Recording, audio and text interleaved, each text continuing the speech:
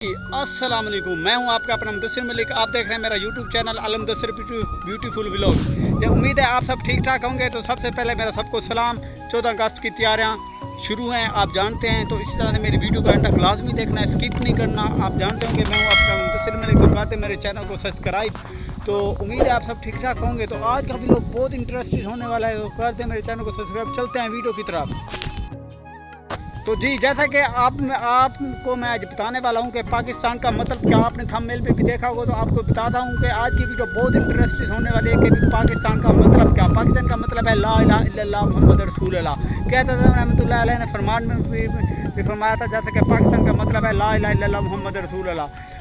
तो पाकिस्तान 14 अगस्त 1947 को वजूद में आया, जैसे कि करारदाद मंजूर हुई गई 14 अगस्त की मदद से हमारा मुल्क आज़ाद हो गया। जैसे कि हम आज़ाद हैं, हम एक आज़ाद कौम की हैसियत से रह रहे हैं। तो और भी आपको बहुत कुछ बचाते हैं, वीडियो को अंत तक लाजमी देखना है। जैसे कि 14 अगस्त का मकसद अवाम को एक आज़ाद मुल्क फ्राहम करना था। कायद-ए-आज़म मोहम्मद अली जिन्ना ने बहुत अहम किरदार अदा किया। तो उन्होंने कहा था काम काम और बस काम। और इसी तरह से जैसे कि कायद-ए-आज़म ने यह भी कहा था कि पाकिस्तान एक इस्लाम की बुनियाद का भी एक अहम मुल्क है। इसी तरह से पाकिस्तान एक बहुत इस्लामी मुल्क है। और ये एक इसका मतलब, क्योंकि पाकिस्तान का मतलब ला इलाहा इल्लल्लाह, इसका मतलब कभी अवाम को इस्लाम के ऊपर भी चलने की तरकीब की गई थी।